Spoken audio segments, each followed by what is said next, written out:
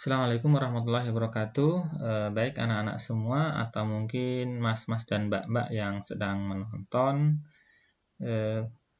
kita akan melanjutkan pembelajaran tentang pivot animator yang ada di sini ini ya.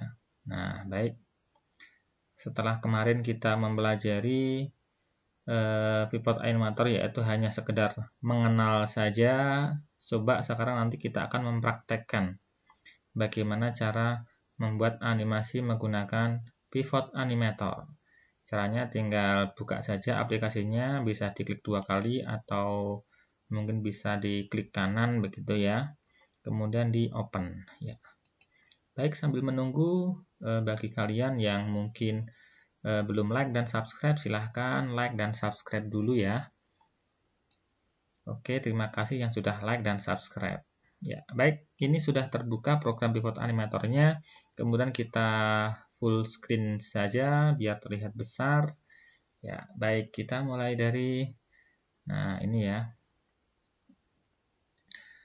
Mulai dari mengukur dulu, yaitu mengukur ini pengaturan dimensinya ini ya, yaitu dimensi antara lebar sama tingginya. Jadi ini tergantung selera kita, tinggal tujuan kita, mau kita buat apa, mau kita upload kemana, maka ukurannya harus menyesuaikan. Jadi ini kalau mau ditambah bisa tulis saja 1000 begitu.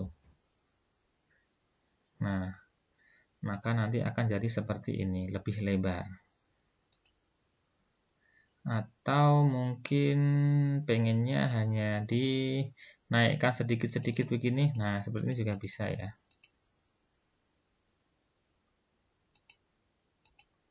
Seperti itu. Kemudian pengontrol figur dilihatkan, berarti kita centang pengontrol figur, yaitu di titik-titik ini ya. Kemudian auto size dan bahasanya dibuat bahasa Indonesia agar lebih mudah lihatkan bayang-bayang. Saya kira tidak perlu ya. Jadi ini seperti itu dulu saja. Ya. Selanjutnya adalah ini kalau awal biasanya ada seperti ini, framenya langsung ada 1 ya. Ketika pengen menghilangkan ya langsung hapus saja. Kalau pengen tambah frame tinggal tambahkan frame atau tambah figur gitu ya. Nah, berarti ini ada figur. Ya, baik. Figur ini bisa dibesarkan ukurannya, yaitu tinggal mengklik ke atas kalau pengen besar dan klik ke bawah kalau pengen kecil. Nah, usahakan antara figur yang satu dengan figur yang lain itu seimbang. Misalnya ini di sini di paling dekat berarti agak gede. Nah, gitu ya. Kemudian misalnya ini bisa kita gandakan. Nah, jadi 2. Misalnya agak-agak jauh sana. Berarti bisa dibuat lebih kecil. Atau ditulis langsung, begitu juga bisa. 70 misalnya. Nah, seperti ini caranya. Kemudian ini untuk mendelete figur, caranya tinggal klik bagian yang mau di-delete atau klik di sini atau klik di sini yang mau di-delete, kemudian silang, maka akan terhapus. Ya, baik, itu caranya ya. Kemudian ini di samping ini untuk mengganti tipe. Jadi ini bisa kita tambah, misalnya ini ya, kita tambah. Nah, seperti ini. Ini bisa. Misalnya kita tambah seperti ini. Di sini. Nah, itu untuk penambahan pembuatan stick figure, tapi mungkin tidak perlu ya untuk ganti tipe figur. Kemudian untuk memposisikan ke center atau tengah, daripada kita menarik langsung ke tengah-tengah seperti ini, nanti tengahnya di mana agak kesulitan, maka langsung saja diklik, kemudian pakai ini, secara otomatis langsung ke tengah persis di senternya, itu ya. Kemudian ini untuk membalikkan figur. Nah, jadi misalnya ini menghadapnya ke sana seolah-olah sedang berjalan. Nah, maka ketika kita balikkan ini, hadapnya langsung berkebalikan. Nah, ini untuk membalikkan figur. Kemudian yang bawah ini, nah ini untuk mengedepankan posisi figur, mana yang lebih depan, mana yang lebih belakang. Artinya ketika ini figurnya ada 2, nah seperti ini kan kita kadang-kadang pengen yang merah ini di sebelah kirinya yang biru. Nah, maka menggunakan ini untuk membalikkan. Nah, seperti ini. Coba ini yang lebih depan yang mana? Nah, itu caranya itu ya. Untuk mendepankan. Kemudian ini ya untuk merubah warna figur. Jadi figur ini bisa kita rubah warnanya. Misalnya kita buat menjadi warna biru misalnya. Nah, maka figur ini berubah menjadi warna biru. Ini untuk merubah warnanya. Yang ini tadi sudah ya untuk menggandakan. Ya, baik, kita langsung saja praktek ya. Ini kita hapus saja satu. Dan yang kita pakai mungkin cukup satu ya. Yang paling mudah adalah kita mencoba untuk membuat gerakan di tempat terlebih dahulu.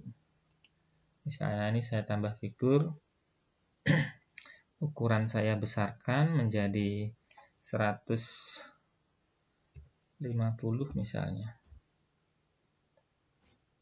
Nah, segini ya, biar lebih terlihat. Kemudian saya akan mencoba untuk membuat gerakan di tempat saja, misalnya gerakan senam. Nah, misalnya tangan berada di pinggang. Seperti ini ya, usahakan kanan dan kiri seimbang. Nah, seperti ini kira-kira. Ini kurang sini sedikit. Ini. Kemudian gerakan menggelengkan kepala ke kanan dan ke kiri. Ya, baik. Ini kita sebut saja untuk frame pertama. Ketika kita ketik frame, nah, maka nanti akan ada frame yang pertama. Jadi gerakan itu sesuai dengan frame yang ada di atas ini nanti. Kemudian kita gerakkan ke sebelah kiri. Ke sebelah kanan ya, geleng ke kanan ya kalau menghadap ke sini. Tambah frame, agak merendah lagi. Jadi semakin banyak framenya, gerakannya semakin lembut biasanya. Frame, kemudian gerakan kembali ke sini. Frame, kembali ke sini. Frame, kembali ke sini. Nah, ini baru mematahkan ke kanan satu kali. Ya, kalau senam kan 2 kali, berarti kita kembalikan lagi ke sana. Kita kunci frame, kemudian lebih rendah lagi, frame, dan lebih rendah lagi. Frame, kembali lagi. Tambah frame. Tambah frame, kemudian tambah frame. Nah, ini sudah gerakan ke kanan 2 kali. Bisa kita coba. Jadi ini framenya kalau kita lihat ada 14 frame ya. Sekarang kita coba, kalau ini kita centang, berarti nanti gerakannya berulang. Kalau tidak centang berarti hanya sekali saja, kita centang saja ya. Nah, gerakannya seperti itu. Ini untuk mempercepat atau memperlambat ya, misalnya ini. Nah, itu untuk mempercepat. Ya, baik, kita stop. Sekarang kita ganti gerakan yang kedua, yaitu ke kiri. Nah, tambah frame, ke kiri, tambah frame, ke kiri, kembali,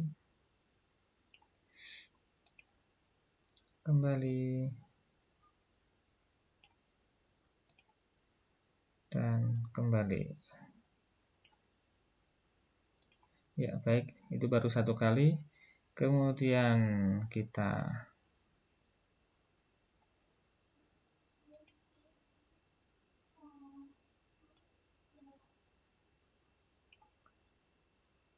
ke kiri lagi, ke kiri lagi,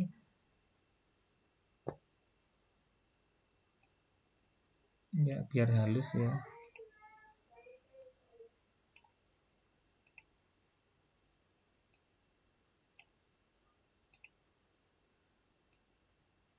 Kembali lagi, kembalinya lurus ya. Ya, baik, kita coba sekarang.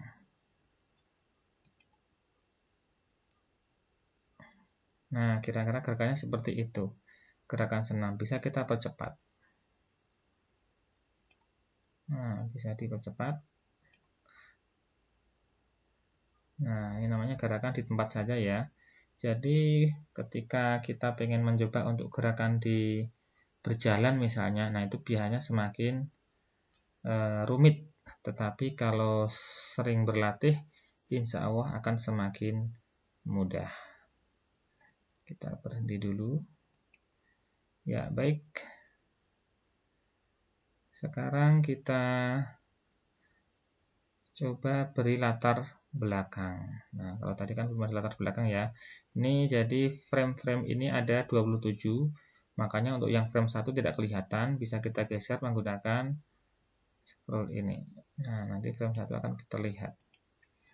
Background bisa kita kasih ya. Misalnya pengen memberi background kartun atau background apapun. Kalau di sini misalnya kita buat masukkan latar belakang.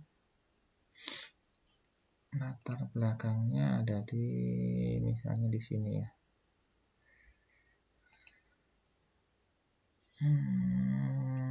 Nih ya. Misalnya ini gitu aja. Nah, maka akan ada backgroundnya ini lebih bagus. Dan lebih bagus lagi disesuaikan, misalnya backgroundnya sebuah jalan atau sebuah pegunungan atau yang lain. Dan ini baru satu frame ya yang diberi background ya.